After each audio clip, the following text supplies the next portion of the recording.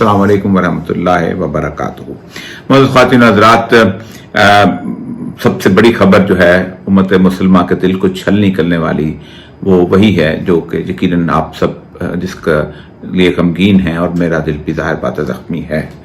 और वो खबर वही है कि मुत्तहिदा अरब अमारात ने इजराइल को तस्लीम कर लिया और उससे दोस्ती का हाथ बढ़ा दिया।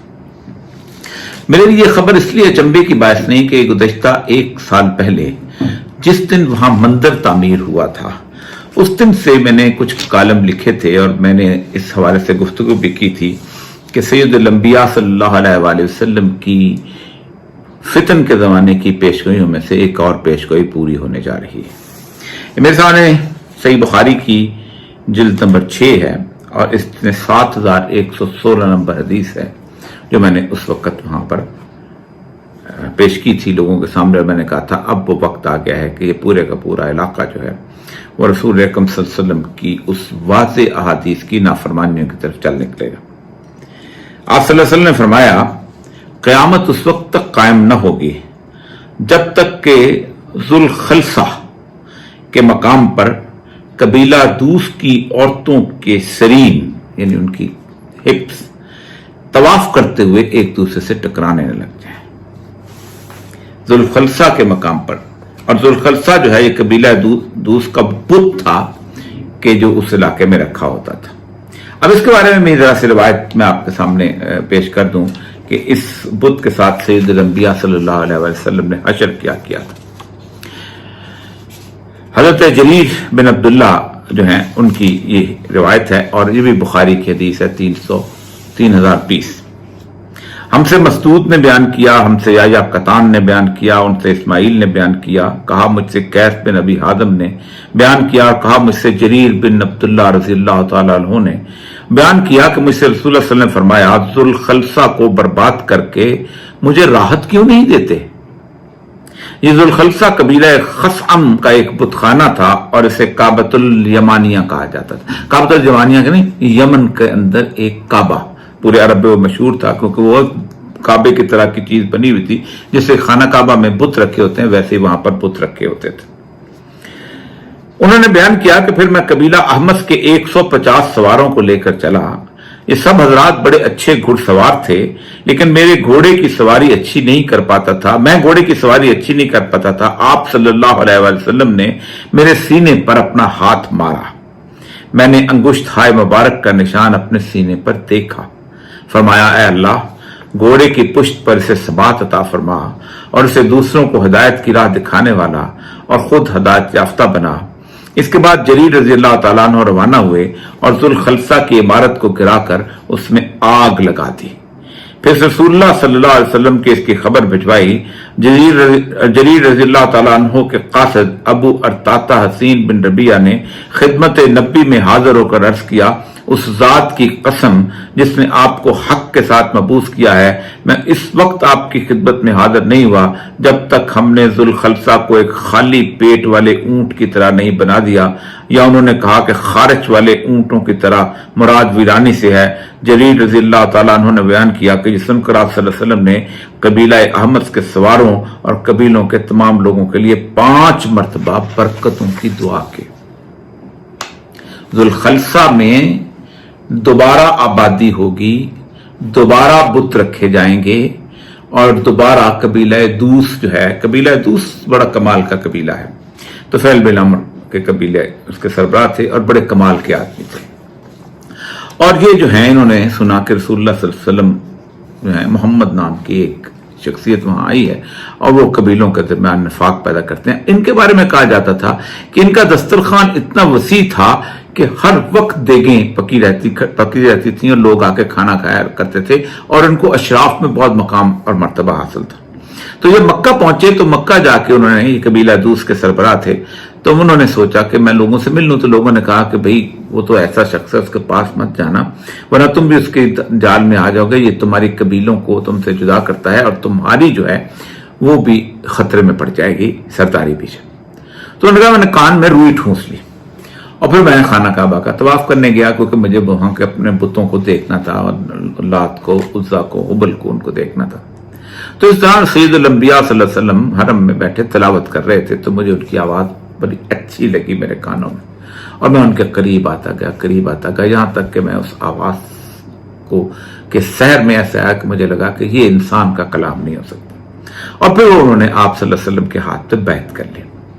بیعت کرنے کے بعد آپ نے کہا کہ میں یہاں کچھ رکتا ہوں، تو مجھے قرآن پاک کی جتنی بھی آیات حفظ ہیں وہ کروا دیں، جتنی آیات موجود ہیں حفظ کروا دیں۔ انہوں نے آپ نے حفظ کروا دی۔ پھر اس کے بعد انہوں نے کہا کہ اپنے قبیلے کی طرف جا رہا ہوں، اور میرا قبیلہ بڑا عجیب و غریب ہے۔ آپ اندازہ کریں یہ علاقہ وہی ہے کہ جس علاقے کے اندر ایک زمانے میں ابرہا نے اپنا بہت بڑا معبد خانہ بنایا تھا، اور وہ چاہتا تھا کہ پورا عرب اس معبد خانے کی طرف لوٹ آئے، خانہ کعبہ کی طرف نہ جائے، اور ابرہا وہاں سے 570 عیسوی میں لشکر لے کے ہاتھیوں کا چلا گیا تھا، جنہیں اصحاب الفیل کہا جاتا ہے، اور پھر اللہ تعالیٰ نے انہیں کھائے ہوئے پھوس کی مانند کر دیا تھا۔ ایک چھوٹے سے پرندے ابابیل کے ہاتھ میں چھوٹی چیز کنکریاں سے اتنے بڑے ہاتھیوں کو تباہ کر دیا تھا۔ تو وہی علاقہ تھا، تو اس کے لوگ جو تھے خاصے جو تھے معجزات کی زبان سمجھتے تھے۔ تو کہا یا رسول اللہ مجھے کوئی ایسی بات نشانی بتائیں کہ ان کو پتہ چلے کہ مجھے ایمان حاصل ہوا ہے۔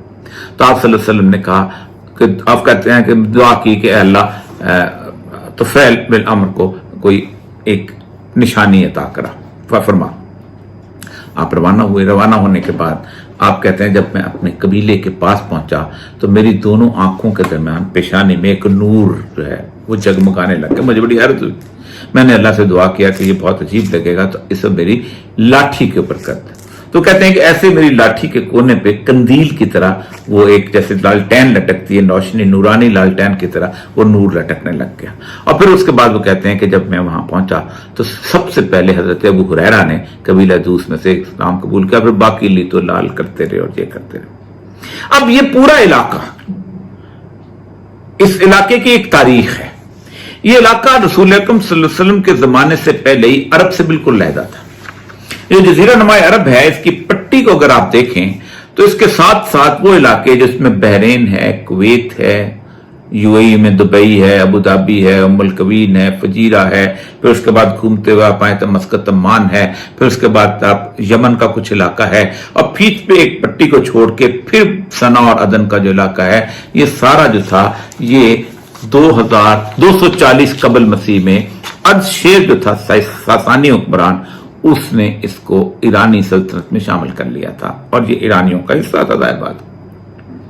اور یہاں پر مشہور المنذر بن نعمان جو تھے اس کو انہوں نے مرزبان یعنی حاکم بنا کے وہاں پر رکھا ہوا تھا، اور وہ بیسیکلی یہ گارڈ تھے اس انٹرسٹ کا جو ایرانیوں کا یہاں پر تھا۔ یہ علاقہ پھر اوپر آگے چلتا ہے تو پھر آگے جا کے شام آ جاتا ہے، شام کے بعد پھر لبنان آ جاتا ہے، پھر فلسطین، اور وہ علاقہ جو تھا وہ بحیرہ روم یعنی میڈیٹیرین کے ساتھ ساتھ آتا ہے۔ تو وہاں پر ہمیشہ جنگ ہوتی تھی جو آگے جا کے نیل کے دریا سے جا کے ملتا ہے، رومنز کی اور ایرانیوں کی۔ کبھی رومن فتح حاصل کرتے تھے، کبھی ایرانی فتح حاصل کرتے تھے۔ یہ پورا علاقہ جو تھا، یہ علاقہ جو تھا عرب کے جزیرہ سے بالکل علیحدہ تھا۔ یہی وجہ ہے کہ جب سیدنا عمر رضی اللہ تعالیٰ عنہ کے زمانے میں قاصد جب پہنچے ہیں یزدگرد کے دربار میں تو ان کو دیکھ کے حیران رہ گیا۔ انہوں نے کہا ہم عرب کے قاصد آئے ہیں۔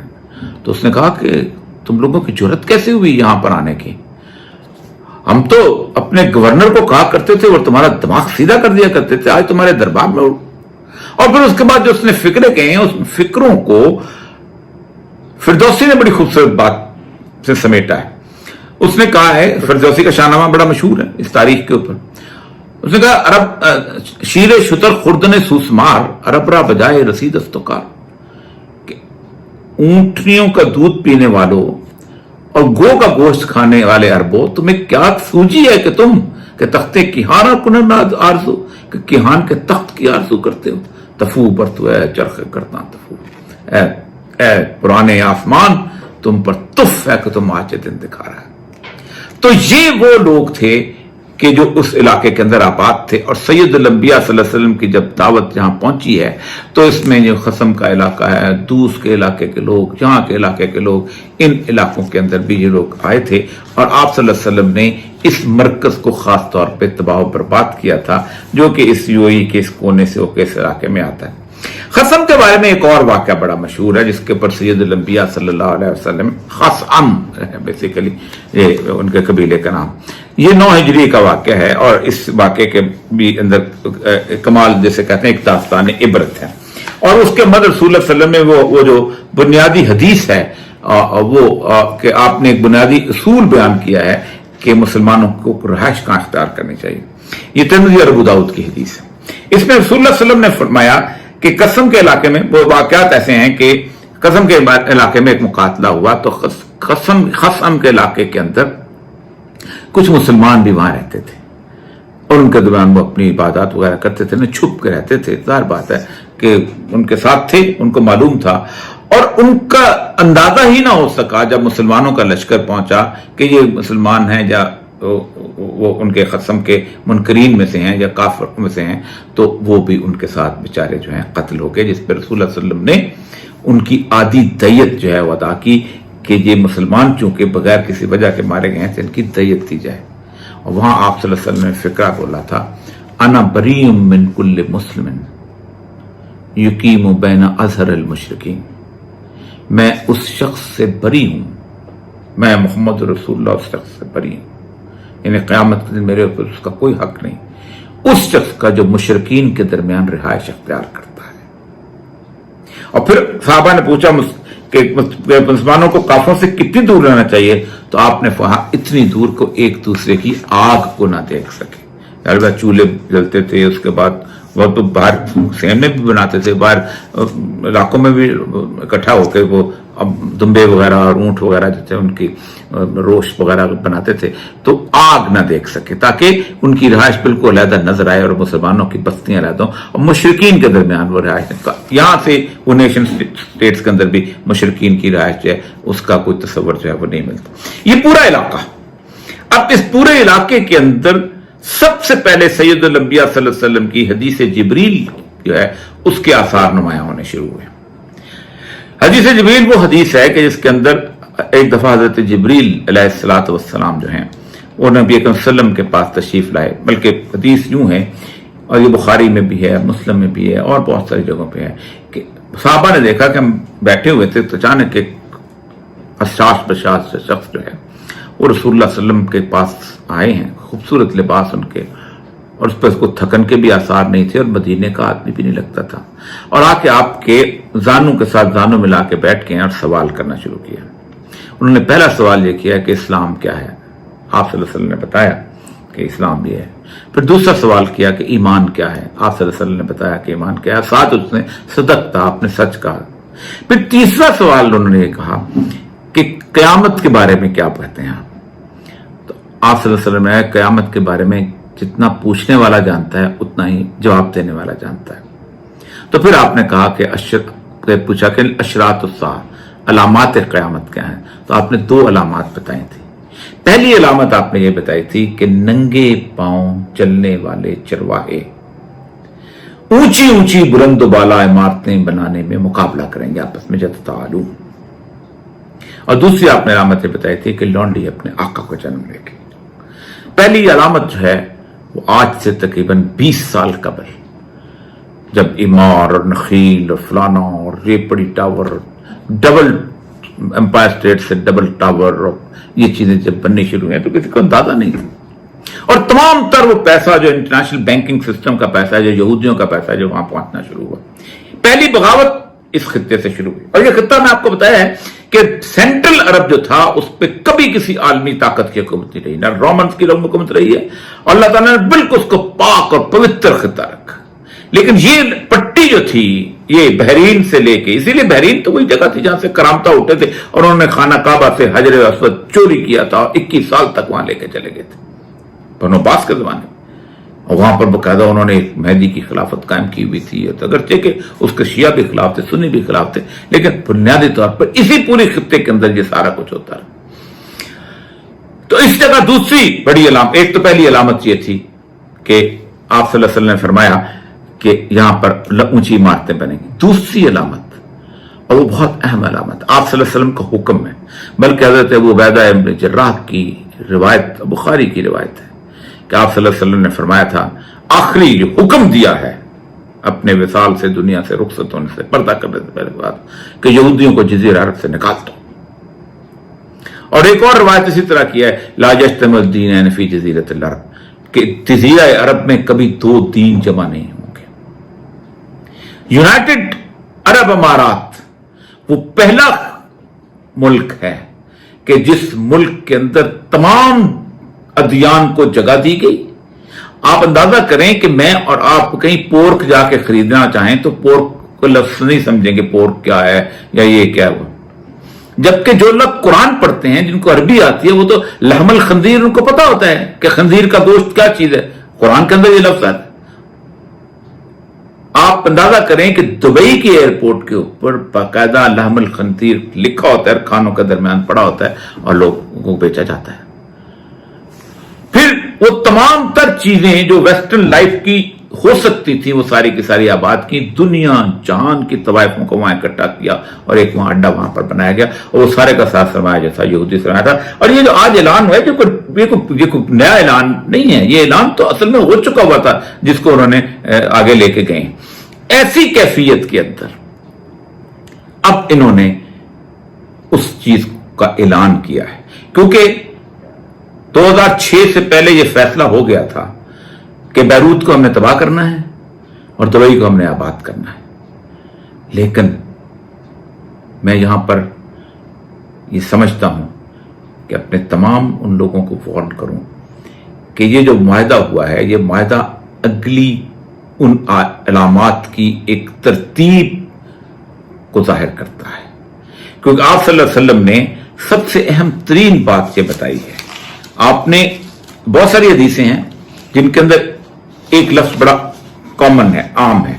ये मिशकात की हदीस है और रसूल सल्लल्लाहु अलैहि वसल्लम की एक तो हदीस वो है कि याजूज और माजूज के निकलने के बारे में, उसके पहले भी आपने फरमाया वैलुल लिल अरब, अरब के लिए तबाही, अरब के लिए तबाही। ये दूसरी हदीस है, ये अबू दाऊद से है, लेकिन मिशकात चूंकि उसमें सही हदीस जमा की हैं, तो कहते हैं कि रसूल सल्लल्लाहु अलैहि वसल्लम फरमाया वैलुल लिल अरब मिन शर्रिन कद इक्तरब, अरब के लिए एक तबाही जिसके एक फितना जो बहुत नजदीक आ गया है। अफलाह मन कफ्फा यदहु रवाह, अबू दाऊद, अफलाह मन कफ्फा यदहु, वही बचेगा जो अपने हाथों को अपने कफ बंद रखेगा। यानी इस वक्त जो फितना उठा है, जो वैलुल अरब का होगा, अगर कोई लड़ाई के लिए तलवार निकाला तो फिर वो गया। इससे ही पहली हदीस जो कि इसी मिशकात की हदीस है, और वो बड़ी तफसील की हदीस है जो मैं सुनाऊंगा कि अब जो फितने शुरू होने वाले हैं उससे यूं लगता है कि अरब सफ़े हस्ती से मिट जाएंगे, क्योंकि आप सल्लल्लाहु अलैहि वसल्लम की वो हदीस बड़ी अहम है कि एक जूती पड़ी होगी और एक औरत देखेगी कि ये जूती किसकी है, ये तो कुरैश की जूती लगती है और कुरैश दुनिया में नहीं होगा। हजरत अब्दुल्लाह बिन अमर से रवायत है कि हमने नबी सल्लल्लाहु अलैहि वसल्लम के पास बैठे हुए थे और आपने फितनों का जिक्र किया, और बहुत ज्यादा फितनों का जिक्र किया, यहां तक कि आपने फितना अहलास का जिक्र किया। एक कहने वाले ने कहा अहलास का फितना क्या है? फरमाया वो भागना और जंग करना। अब देख लें, शाम है, लेबनान है, इराक है, फलां है, भाग रहे हैं और जंग कर रहे हैं। फरमाया भागना। फिर सर्रा का फितना, फरमाया इसका फसाद एक ऐसे शख्स के दोनों कदमों के नीचे से होगा जो मेरे अहले बैत से होगा, वो ख्याल करता होगा कि वो मुझसे है। यानी एक शख्स को ऐसा दावा हो करेगा, जैसे हमारे यहां नॉर्मली सैयद लिख लेते हैं अपने किताब के साथ, लेकिन मुझसे नहीं होगा, मेरे दोस्त तो परहेजगार हैं। आपने उसकी अलामत बता दी अपने अहले बैत की कि वो मुत्तकी होंगे, परहेजगार। वलैसा मिन्नी इन्नमा औलियाई अलमुत्तकून, मेरे दोस्त यानी मेरे अहले बैत जो हैं वो तो औलिया, वो तो मेरे औलिया जो हैं, मेरे दोस्त तो मुत्तकी होते हैं। और उसके बाद लोग एक शख्स की बैत पर जमा होंगे जैसे कूले पर पसली होती है, फिर दिमाग का फितना होगा, इस उम्मत में से किसी को नहीं छोड़ेगा मगर उसको तमाचा मारेगा जो वक्त ख्याल किया जाएगा कि फितना खत्म हुआ और बढ़ जाएगा। आदमी सुबह को मोमन होगा, शाम को काफिर होगा। ये वो कैफियत है, वो जो जंग का और फितनों का जो हर घर में दाखिल होगा और हर घर के अंदर, अरब के हर घर में दाखिल होगा, यहां तक फिर उसके आखिर में वो आना है कि लोग दो खैमों में तकसीम हो जाएंगे। एक ईमान का खैमा होगा, उसमें निफाक ना होगा, और एक निफाक का खैमा होगा, उसमें ईमान होगा। अब जब ये तसव्वुर करो तो समझो कि दज्जाल आने वाला है। यानी یہ جو جوئی کی صورتحال ہے اس کی اگلی علامت آپ نے فرمایا کہ ایک سرین جو ہیں عورتوں کے یعنی کولے جو ہیں وہ آپس میں جوڑے ہوں گے کس کے اس کے اوپر ذوالخلصہ جو ہے اس کے بت خانے کا طواف کرتے ہوئے بت واپس آ جائیں گے. بعض لوگ کہتے ہیں یہ بعد میں آئے گا لیکن کوئی بھی ترتیب ہو لیکن اسی سرزمین پر یہ واقع ہونا ہے. باقی بھی علامات جو ہیں اسی علاقے کے اندر پوری ہو گئی ہیں. اب انہوں نے جو کیا ہے اس کا مطلب یہ ہے کہ اب انہوں نے عرب کی اس تباہی پر دستخط کر دیے ہیں اور یہ تباہی انہوں نے یہودیوں پر اعتبار کیا ہے. اللہ رسول اللہ صلی اللہ علیہ وسلم اللہ تبارک و تعالیٰ رسول اللہ صلی اللہ علیہ وسلم کی ہدایات کے بالکل مختلف اور عرب ہو کے اس پہ عمل کیا ہے, اس لیے ان کی سزا بھی دگنی ہے. وآخر دعوانا الحمدللہ.